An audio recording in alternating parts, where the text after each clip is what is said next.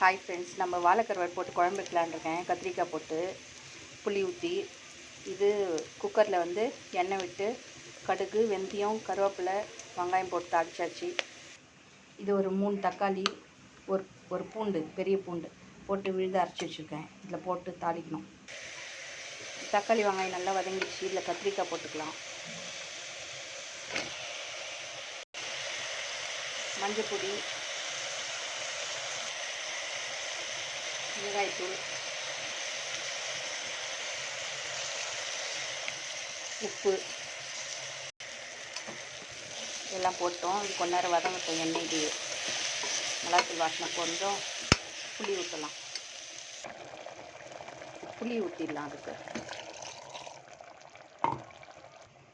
இந்த குழம்புக்கு வந்து கருவாட்டு குழம்புக்கு அரை உப்பு தான் போடணும். ஏன்னா கருவாட்டில் உப்பு இருக்கும்.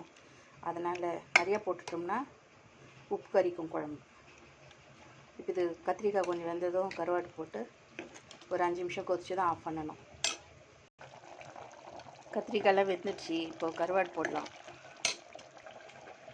க்ளீன் பண்ணி கழுவி வச்சுருக்கேன். கருவாடு ஃப்ரெஷ்ஷாக இருக்குது பாருங்கள்.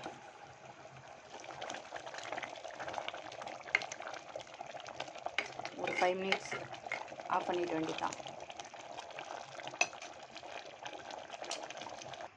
பாருங்கள் ஃப்ரெண்ட்ஸ், நம்மளோட கருவாடு கத்திரிக்காய் போட்ட குழம்பு ரெடி.